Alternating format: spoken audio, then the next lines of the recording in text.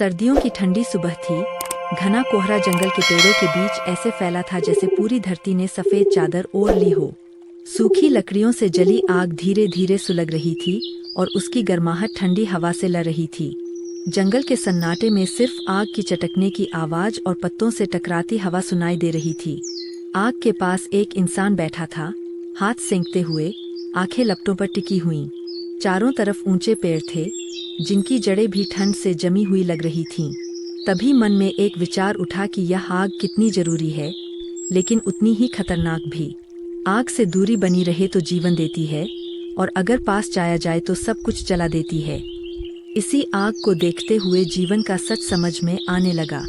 जंगल भी यही सिखाता है कि हर चीज का संतुलन जरूरी है। पेड़ बहुत घने हों तो रोशनी नहीं पहुंचती, और बहुत कम हो तो जंगल खत्म हो जाता है। पानी सीमित हो तो जीवन चलता है, और ज्यादा हो जाए तो बार बन जाता है। ठंडी हवा भी अगर हल्की हो तो ताजगी देती है, और अगर तेज हो जाए तो शरीर तोड़ देती है। आग के पास बैठा इंसान समझ गया कि जीवन भी जंगल जैसा ही है, जहाँ हर भावना की एक सीमा होती है।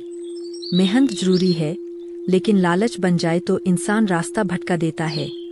गुस्सा थोड़ी देर का हो तो ताकत देता है, लेकिन आदत बन जाए तो सब कुछ जला देता है। प्यार जीवन को हरा भरा बनाता है, लेकिन अगर पकड़ बन जाए तो सांस घुटने लगती है।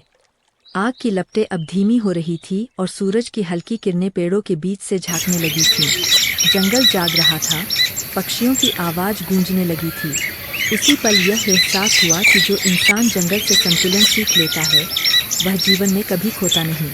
आग बुझने लगी, लेकिन मन के अंदर एक रोशनी जल चुकी थी, ऐसी रोशनी जो बताती है कि सच्चा ज्ञान शोर में नहीं बल्कि